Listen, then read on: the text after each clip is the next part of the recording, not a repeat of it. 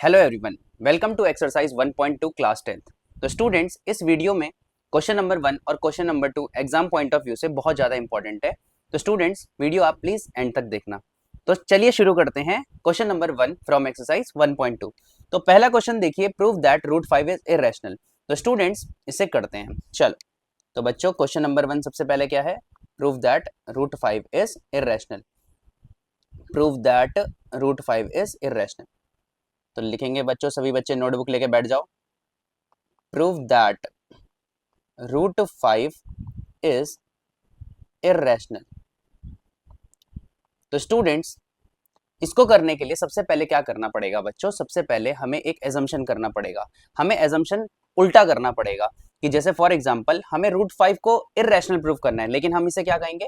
ये तो एक रैशनल नंबर है। तो चलिए बच्चों शुरू करते हैं। तो सबसे पहली लाइन जो होगी हमारी, सबसे पहली लाइन जो होगी, हम लिखेंगे let us assume to the contrary. क्या लिखेंगे बच्चों? सबसे पहले let us assume to the contrary.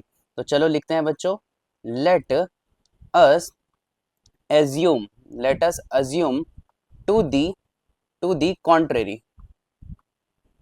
Contrary क्या होता है बच्चों? कॉन्ट्रेरी क्या होता है? इमेजिन करते हैं कि कोई चीज इस तरफ है, लेकिन हम बोल रहे हैं उसके विपरीत बोल रहे हैं। हमें इरेशनल प्रूव करना है, लेकिन हम क्या कह रहे हैं कि ये रैशनल है।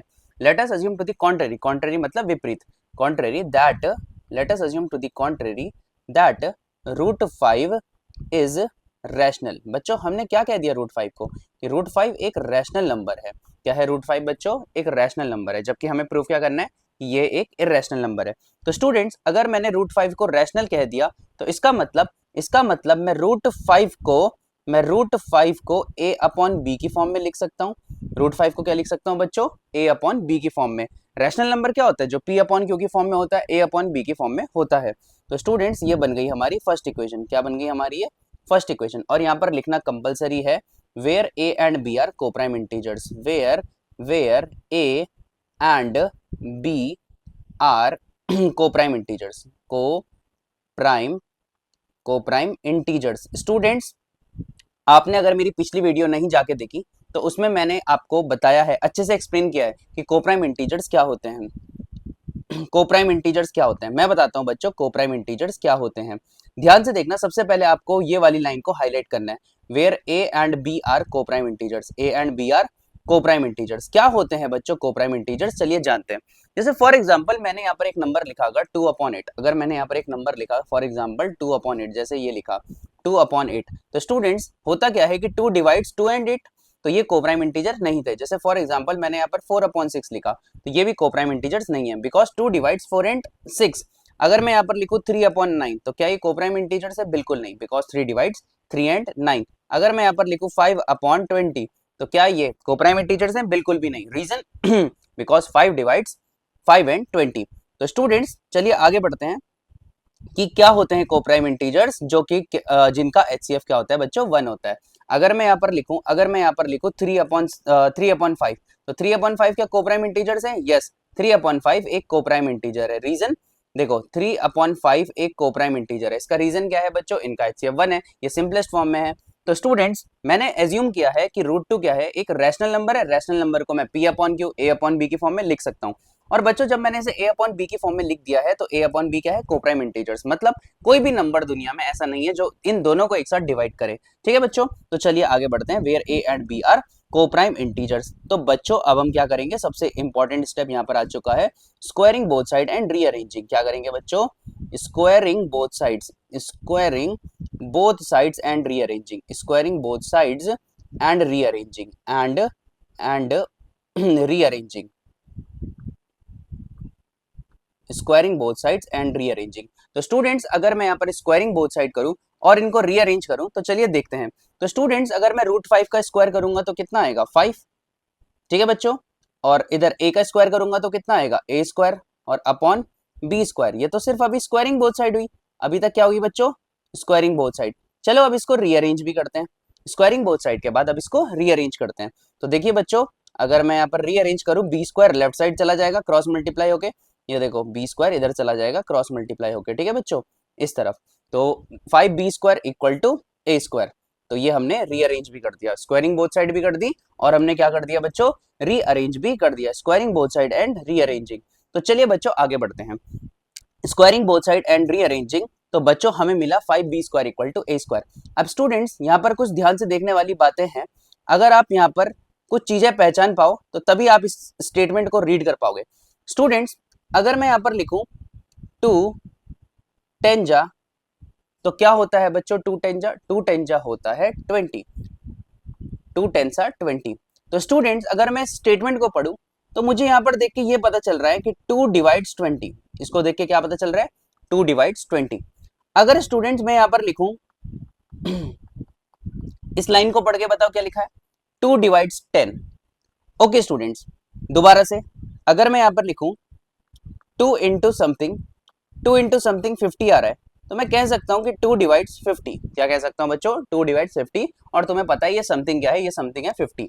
तो स्टूडेंट्स उसी तरीके से अगर मैं ये लेफ्ट साइड वाली लाइंस जो है इनको अगर मैं रीड करूं, ये लेफ्ट साइड वाली जो लाइन लिखी है 5b square equal to a square. Students अगर मैं 5b square equal to a square, ये मेरी इक्वेशन नंबर सेकंड है, अगर मैं इसको रीड करूं बच्चों, अगर मैं इसको रीड करूं तो मैं पढ़ पा रहा हूं 5 डिवाइड्स a स्क्वायर। क्या पढ़ पा रहा हूं बच्चों 5 divides a square, 5 divides a square. Students इस वीडियो से पहले मैंने आपको फंडामेंटल थ्योरम ऑफ अर्थमेटिक मैंने आपको समझाई थी।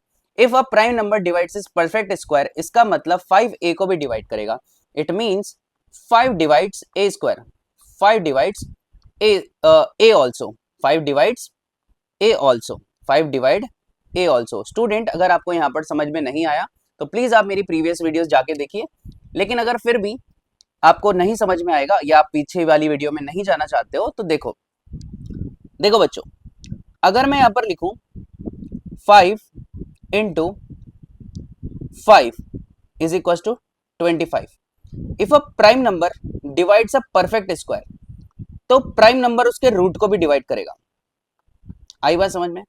देखो दोबारा से, अगर कोई प्राइम नंबर किसी परफेक्ट स्क्वायर को डिवाइड करेगा, फॉर एग्जांपल अगर ये a स्क्वायर है, तो प्राइम नंबर वही प्राइम नंबर उसके रूट को भी डिवाइड करेगा। देखो दोबारा से, इफ 2 डिवाइड 16, देखो बच्चों 2 डिवाइड 16 यहाँ पर कितना आता है 8, तो बच्चों इसका अगर मैं रूट करूं कितना आएगा 4, तो 2 उस नंबर को भी डिवाइड करेगा। बच्चों ये बात समझ में आई? तो थ्योरम क्या कहती है बच्चों, ध्यान से सुनना। थ्योरम क्या कहती है if a prime number divides a perfect square, then prime number will also divides its a also. ठीक है बच्चों, if p divide a square then p will divide a also. If a prime number divides a perfect square, तो prime number उसके root को भी divide करेगा। तो देखो बच्चों अगर 5a स्क्वायर को डिवाइड कर रहा है तो 5 किसको डिवाइड करेगा, a को भी डिवाइड करेगा। आई बात समझ में? ओके तो इस लाइन को बच्चों इंग्लिश में तो मैंने लिख दिया, अब इसको मैथमेटिकल टर्म्स में लिख लेता हूं। देखो स्टूडेंट्स ये लाइन क्या लिखी है मैंने स्टूडेंट्स मैंने यहाँ पर लिखा है 5 डिवाइड्स a आल्सो। क्या लिखा है 5 divide a also where c is some integer. c कोई एक इंटीजर है, मुझे नहीं पता। देखो बच्चों जैसे 5 5 जो 25 हो रहा था, तो यहाँ पे 5 इंटू समथिंग 5 हो रहा था, तो ये c कोई एक इंटीजर है बच्चों। बात समझ में आई? Where c is some integer. तो इस वाले रफ वर्क को मैं मिटा देता हूँ बच्चों। ठीक है, यहाँ पर थी थ्योरम, ये क्या है बच्चों थ्योरम। ओके स्टूडेंट, जो कि हमने पिछली वीडियो में अच्छे से करी है। तो थ्योरम क्या कहती है, थ्योरम क्या कहती है if p divide a square then p will divide a also. Theorem क्या कहती है इफ अ प्राइम नंबर, देखो थ्योरम क्या कहती है, देखो theorem if p divide a square, if p मतलब prime number divides a perfect square, then prime number will divide a also, a also. ठीक है बच्चों, इस a को स्मॉल लेटर में भी लिख सकते हैं। Okay, if p divide a square then p will divide a also. बच्चों ये कहां से आया, ये आया हमारी थ्योरम से, ये आया हमारी थ्योरम से। आई होप आप सभी को ये क्लियर हुआ होगा। ओके तो यहाँ पर देख के क्या पता चल रहा है 5 डिवाइड a आल्सो। तो स्टूडेंट्स ये आई हमारी इक्वेशन नंबर थर्ड। ये कौन सी आई हमारी इक्वेशन नंबर थर्ड। अब हमें क्या करना है बच्चों, इक्वेशन नंबर थर्ड को भी स्क्वायरिंग बोथ साइड कर देना है। इक्वेशन नंबर थर्ड को भी क्या कर देना है, squaring both sides. We get, हमें क्या मिलेगा देखिए बच्चों, वी गेट 5 का स्क्वायर कितना होता है 25, सी का स्क्वायर कितना होता है c square is equal to a square. अब स्टूडेंट्स मुझे यहाँ पर a स्क्वायर को हटाना है, मुझे यहाँ पर क्या करना है बच्चों a स्क्वायर को हटाना है। तो मैं a स्क्वायर की जगह क्या लिख सकता हूँ बच्चों 5b square from equation number second. तो 25c स्क्वायर की जगह, 25c स्क्वायर की जगह मैं a स्क्वायर हटा के 5b स्क्वायर लिखने वाला हूँ बच्चों। क्या लिखने वाला हूँ 5b स्क्वायर। तो बच्चों यहाँ पर क्या होगा 25c² is equal to a square की जगह क्या लिखूंगा 5b²। कहां से आया ये? From equation number second, from equation number second. Okay students, अब थोड़ा सा कटिंग करते हैं यहाँ पर। तो मुझे क्या मिला 5c² is equal to b²। Students क्या आप इस लाइन को पढ़ सकते हो?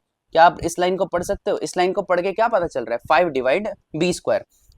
ओके स्टूडेंट, तो इस लाइन को पढ़ के क्या पता चल रहा है 5 डिवाइड्स b², 5 डिवाइड्स b²। तो हमने थ्योरम ने क्या कहा था? If a prime number divides a perfect square then 5 will divide 5 divides then 5 divides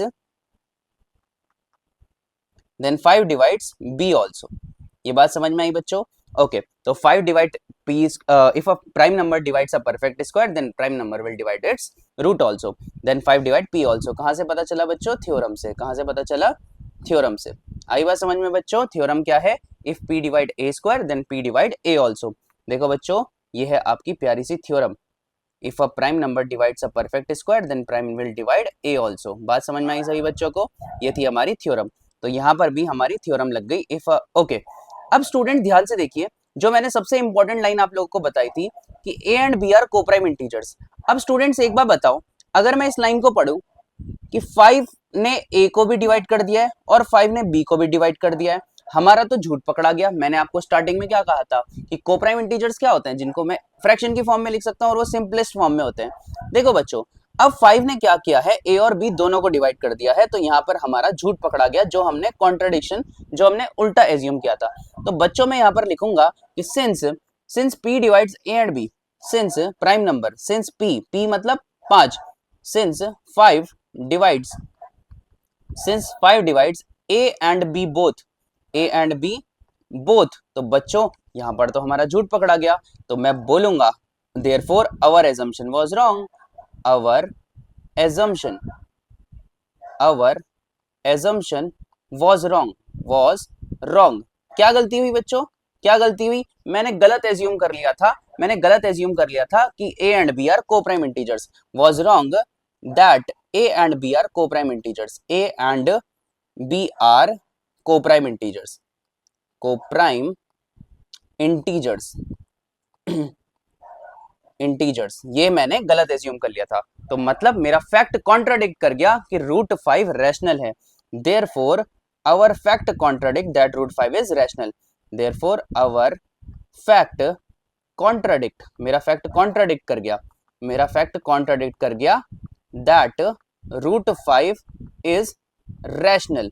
तो बच्चों मैं कह सकता हूं कि therefore root 5 is irrational, therefore root 5 is irrational. बच्चों हो गया हैंस प्रूव्ड। दोबारा समझा देता हूं बच्चों इसी क्वेश्चन को, कोई बात नहीं वीडियो लंबा होगा लेकिन आपके मार्क्स पक्के करके जाएगा।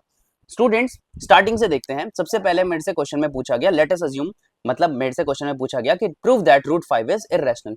तो स्टूडेंट सबसे पहले मैंने क्या किया? मैंने उल्टा माना कि let us assume to the contrary. Contrary मतलब क्या होता है बच्चों? विपरीत। Let us assume to the contrary that root 5 is, मुझे प्रूव करना था इररेशनल, लेकिन मैंने क्या कहा? ये क्या है? रैशनल नंबर है। कैसे लिख सकता हूँ? इसको बच्चों कोप्राइम इंटीजर्स क्या? जिनका HCF 1 होता है, जिनको कोई भी नंबर डिवाइड नहीं कर सकता। अगर मैं कहूंगी 2 तो दोनों के दोनों कोप्राइम इंटीजर्स नहीं कहलाएंगे। तो मैंने कहा, मैंने एज्यूम किया कि रूट 5 अगर रैशनल है तो a अपॉन b के बराबर है, a अपॉन b के बराबर है। और यहाँ पर एक लाइन इंपॉर्टेंट है, b नॉट इक्वल टू 0 लिखना पड़ेगा बच्चों, क्योंकि रैशनल नंबर का डिनोमिनेटर 0 नहीं होता। a and b are coprime integers, squaring both side and rearrange मुझे करना पड़ेगा। ठीक है बच्चों? ओके तो फिर मैंने क्या किया? स्क्वायरिंग बोथ साइड करने के बाद क्या किया? रीअरेंज किया, b स्क्वायर को लेफ्ट साइड जाके डिवाइड कर दिया, मल्टीप्लाई कर दिया। ओके तो बच्चों इक्वेशन नंबर 2 को पढ़ के क्या पता चलता है? 5 डिवाइड्स a स्क्वायर। तो बच्चों मेरी थ्योरम क्या कहती है? If a prime number is divides a perfect square, तो प्राइम नंबर उसका रूट को भी डिवाइड करेगा, then 5 divide a also. Student equation number 3 को देख के क्या पता चलता है? इक्वेशन नंबर 3 को देख के ये पता चलता है कि 5 डिवाइड a आल्सो। बच्चों इक्वेशन नंबर 3 को देख के क्या पता चलता है? कि 5 डिवाइड्स a आल्सो। इसे स्क्वायरिंग बोथ साइड अगेन करा, 25c square equal to a square, और a स्क्वायर की जगह क्या लिख दिया बच्चों? मैंने a स्क्वायर की जगह क्या लिख दिया? a स्क्वायर की जगह लिख दिया मैंने इक्वेशन नंबर 2 से 5b स्क्वायर।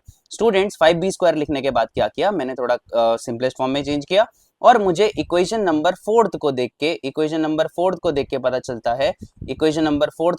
चलता है, बच्चों कि 5 डिवाइड्स बी स्क्वायर, और if a prime number divides a perfect square then that prime number will divide its root also. तो 5 डिवाइड बी आल्सो। तो क्योंकि 5 ने ए और बी दोनों को डिवाइड कर दिया है बच्चों, हमारा झूठ पकड़ा गया कि ए और बी क्या है, कोप्राइम इंटीजर्स हैं। और अगर ए और बी कोप्राइम इंटीजर्स नहीं है तो मेरा फैक्ट जो मैंने गलत एज्यूम किया था कि √5 एक रैशनल नंबर है, वो गलत साबित हुआ। तो √5 क्या हो गया, इररेशनल हो गया। बच्चों तुम्हारा क्वेश्चन होता है खत्म। तो चलिए बच्चों क्वेश्चन नंबर 2 कॉपी करते हैं। क्वेश्चन नंबर 2 है prove that 3 + 2√5 is irrational. 3 + 2√5 is irrational. फटाफट से कॉपी करो बच्चों। ओके तो स्टूडेंट्स करते हैं question. Prove that 3 + 2√5, prove that 3 + 2√5, prove that 3 + 2√5 is irrational. Students video में अगर आप यहां तक आ चुके हो तो प्लीज ये वीडियो अपने फ्रेंड्स को शेयर करना जिनको ये चैप्टर पढ़ना हो।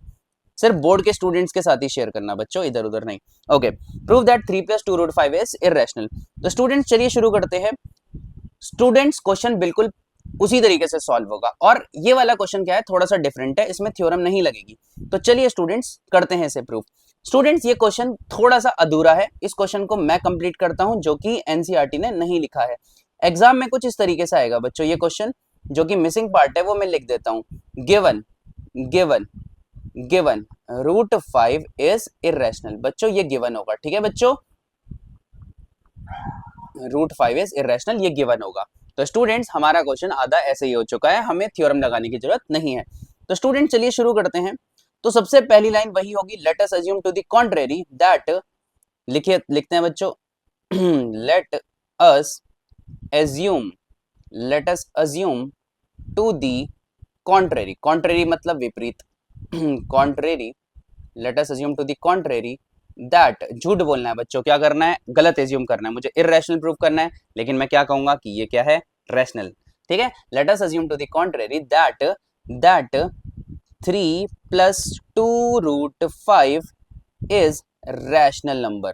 ठीक है बच्चों, और रैशनल नंबर क्या होता है, जिसे हम फ्रैक्शन की फॉर्म में लिख सकते हैं, a/b p/q की फॉर्म में लिख सकता हूं। तो मतलब मैं 3 + 2√5 को लिख सकता हूं बच्चों a/b की फॉर्म में।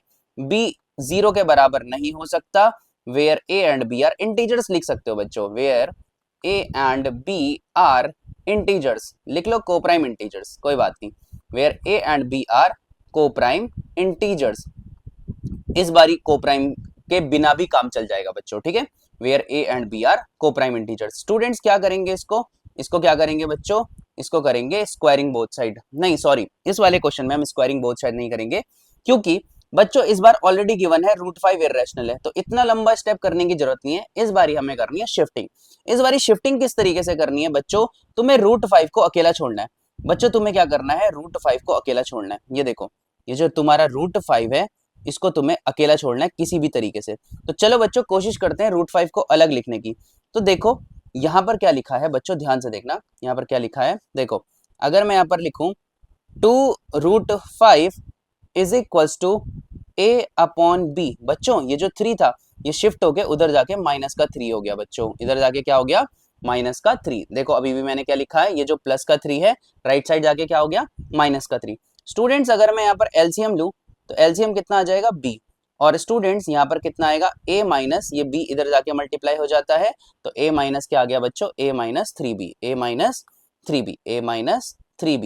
Is equal to 2√5। मैंने क्या कहा बच्चों, √5 को छोड़ना है अकेला, √5 को क्या करना है बच्चों, अकेला छोड़ना है, √5 को क्या करना है, अकेला छोड़ना है। कैसे छूटेगा ये √5, कैसे छूटेगा ये √5, ये जो 2 है जो मल्टीप्लाई में है ये राइट साइड जाके डिवाइड में हो जाएगा। ठीक है बच्चों, तो स्टूडेंट्स यहाँ पर देखो √5 इज इक्वल टू, ध्यान देना बच्चों बिल्कुल, यहाँ पर √5 is equal to a-3b whole upon 2b।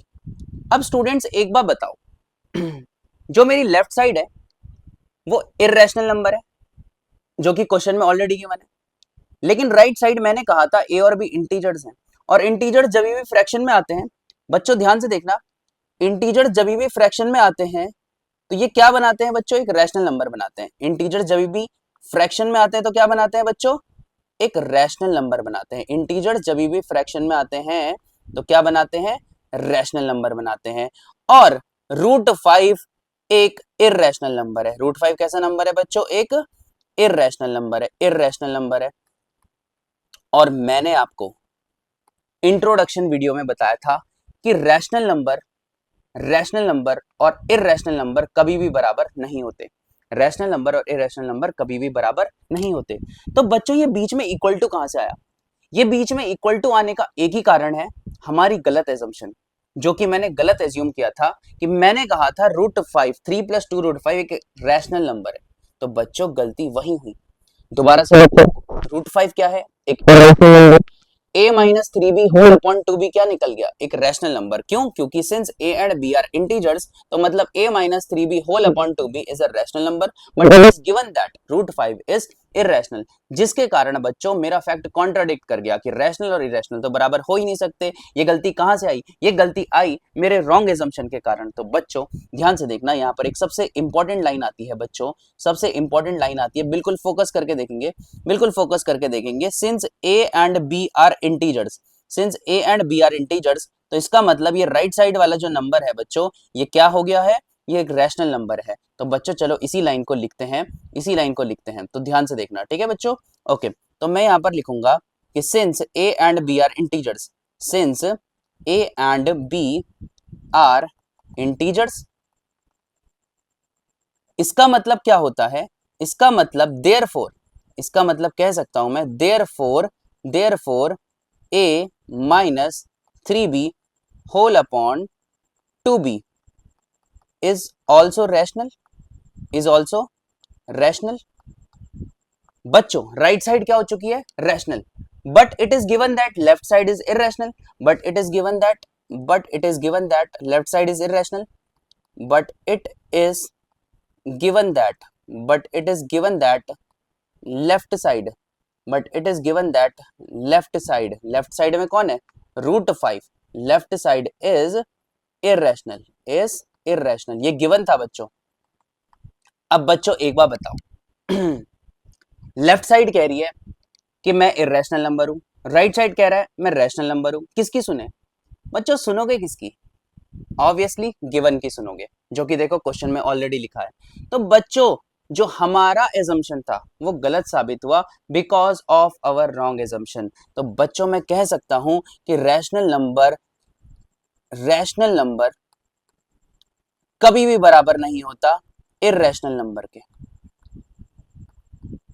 Rational number कभी भी बराबर नहीं हो सकता किसके, इररेशनल नंबर के। तो बच्चों ये जो हमारा फैक्ट कॉन्ट्राडिक्ट हो रहा है, आवर फैक्ट बच्चों देखो कॉन्ट्राडिक्ट हो रहा है, बीच में इक्वल टू है, जबकि रैशनल और इरेशनल तो बराबर हो ही नहीं सकते।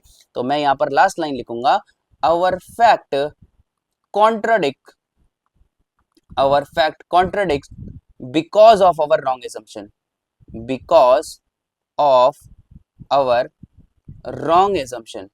wrong assumption that 3 + 2 √5, that 3 + 2 √5 is rational, that 3 + 2 √5 is rational। बच्चों ये हमारा फैक्ट क्या गलत साबित हुआ, फैक्ट क्या गलत साबित हुआ, that 3 + 2 √5 is rational, ये फैक्ट हमारा क्या हुआ, गलत साबित हुआ। ये क्या थी, रॉन्ग एजम्पशन था। तो लास्ट लाइन लिख देंगे, therefore 3 + 2 √5 is irrational, hence proved। आई बात बच्चों समझ में, मैं दोबारा से समझा देता हूं बच्चों ये क्वेश्चन किस तरीके से हुआ। स्टूडेंट्स सबसे पहले मुझे प्रूव करना था, लेट अस अज्यूम टू, मतलब 3 + 2 √5 को इररेशनल प्रूव करना था। तो मैंने क्या किया बच्चों, मुझे इररेशनल प्रूव करना था, लेकिन मैंने क्या माना, ये तो एक रैशनल नंबर है, कॉन्ट्ररी का मतलब क्या होता है, विपरीत। तो let us assume to the contrary that 3 + 2 √5 is rational. तो रैशनल है तो हम इसे कैसे लिख सकते हैं, a/b की फॉर्म में लिख सकते हैं, b/q की फॉर्म में लिख सकते हैं, डिनोमिनेटर 0 नहीं होना चाहिए। Where a and b are coprime integers, where a and b are coprime integers. Coprime integers क्या होते हैं बच्चों, जिनको जो सिंपलेस्ट फॉर्म में होते हैं, ठीक है बच्चों। अब मुझे क्या करनी है इस क्वेश्चन में, ओनली एंड ओनली शिफ्टिंग करनी है। √5 रहेगा लेफ्ट साइड, बाकी की सभी चीजें राइट साइड आ जाएंगी। तो सबसे पहले बच्चों मैंने क्या किया, 3 को शिफ्ट कर दिया राइट साइड, 3 को कहां शिफ्ट कर दिया, राइट साइड। राइट साइड मैंने एलसीएम लिया, एलसीएम आया मेरा बी, बच्चों क्रॉस मल्टीप्लाई होता है, बी इधर चला जाता है, वन इधर चला जाता है, तो ऊपर क्या आया a माइनस 3b। लास्ट में ये जो 2 बचा था, ये 2 नीचे आ गया, ठीक है। ओके, तो बच्चों क्लियरली राइट साइड में तुम देख सकते हो a एंड b इंटीजर्स हैं, और इंटीजर से बनने वाले फ्रैक्शन को हम क्या कहते हैं, रैशनल नंबर। लेकिन क्वेश्चन में गिवन ऑलरेडी था, ये देखो रेड लाइन में पढ़ो, कि √5 तो इरेशनल है। तो बच्चों मेरा फैक्ट कॉन्ट्राडिक्ट कर गया, मेरा फैक्ट कॉन्ट्राडिक्ट कर गया, क्योंकि मेरे हिसाब से रैशनल आ रहा है, क्वेश्चन के हिसाब से इरेशनल आ रहा है, और बीच में इक्वल टू का साइन आ रहा है। तो रैशनल और इरेशनल नंबर कभी बराबर नहीं हो सकते। ये देखो बच्चों, रैशनल और इरेशनल नंबर कभी बराबर नहीं हो सकते। तो ये देखो, ये मेरा फैक्ट कॉन्ट्राडिक्ट कर गया। ये मेरा फैक्ट कॉन्ट्राडिक्ट करने का कारण क्या था, because of our wrong assumption. ये मेरी गलत एजम्पशन के कारण हुआ, जिस कारण से बच्चों क्या एजम्पशन गलत थी, दैट 3 + 2 √5 is rational। तो लास्ट लाइन में लिख सकता हूं therefore 3 + 2 √5 is irrational। You can pause the video to note the question बच्चों फटाफट से। तब तक अगला क्वेश्चन देखते हैं। एक क्वेश्चन मैं करूंगा, बाकी का क्वेश्चन तुम लोग करोगे। स्टूडेंट्स, मैं करने जा रहा हूं क्वेश्चन नंबर 2, 7 √5। ये वाला क्वेश्चन आपके लिए होमवर्क है। डायरेक्ट इसे a/b के फॉर्म में लिखेंगे, क्रॉस मल्टीप्लाई करेंगे और शिफ्टिंग कर देंगे बच्चों, तो डायरेक्ट बता सकते हैं। अगला क्वेश्चन है 7 √5, अगला क्वेश्चन है 6 + √2। ठीक है बच्चों, ये दोनों क्वेश्चन मैं कर रहा हूँ। पहला क्वेश्चन आपके लिए होमवर्क है, इसमें आप स्क्वायरिंग बोथ साइड भी कर सकते हो, ठीक है। रेसिप्रोकल करके b/a की फॉर्म में भी लिखा जा सकता है। ओके बच्चों, तो अगला क्वेश्चन है 7 √5, क्वेश्चन नंबर 3 का सेकंड पार्ट, क्वेश्चन नंबर 3 का सेकंड पार्ट। ओके बच्चों, चलिए करते हैं। Okay,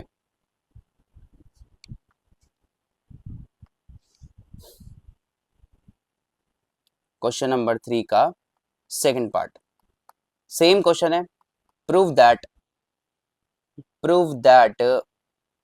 7 √5 is irrational। prove that 7 √5 is irrational। तो चलिए बच्चों, आपके लिए क्वेश्चन थोड़ा सा इजी बना देते हैं, आपके लिए क्वेश्चन इजी बना देते हैं। given that √5 is irrational। Okay बच्चों, तो सबसे पहले इस क्वेश्चन की शुरुआत कहां से होगी बच्चों, पहली लाइन वही होगी, let us assume to the contrary that 7 √5 is rational. तो लिख लेते हैं अपनी favourite line, let us assume to the contrary,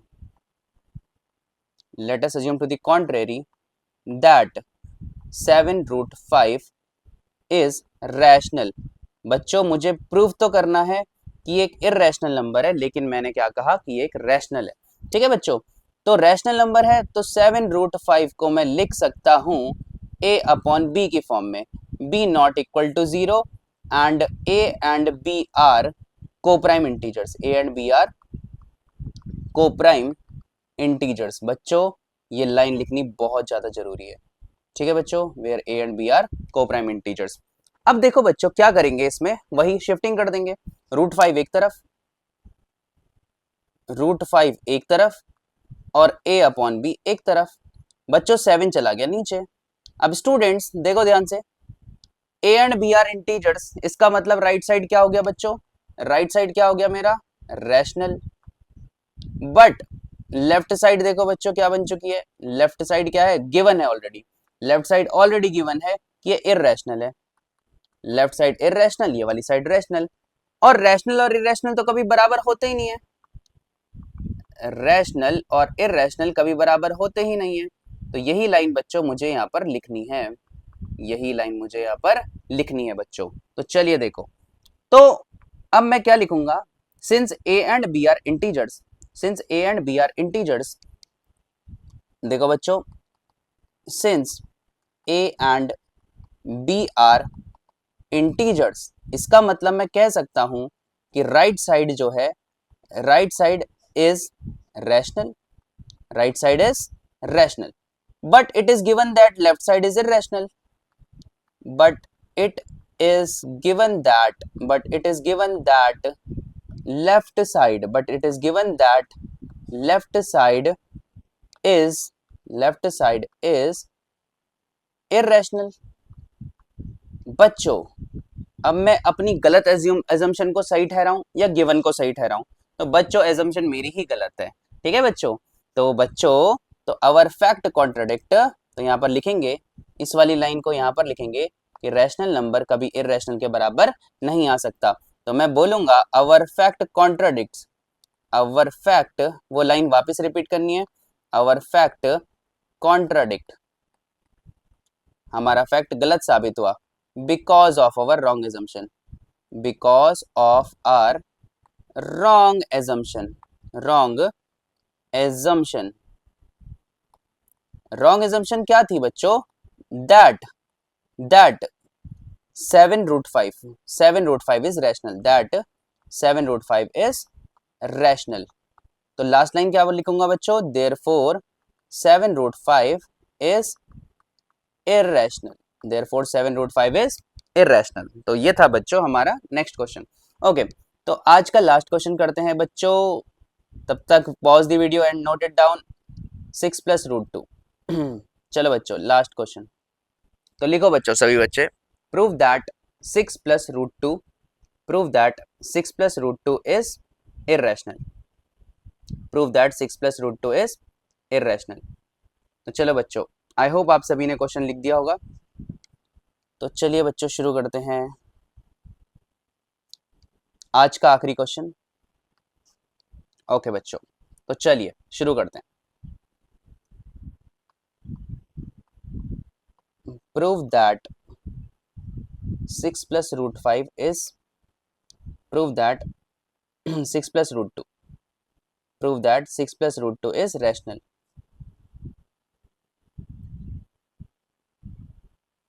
prove that 6 + √2 is rational। बच्चों एग्जाम में आपके लिए इजी क्वेश्चन आएगा। इजी क्वेश्चन क्या आएगा? गिवन होगा √2 इज इर्रेशनल, आपके आधे से ज्यादा स्टेप्स बच जाएंगे। तो स्टूडेंट्स वही अपनी line, let us assume to the contrary that 6 + √2 is rational.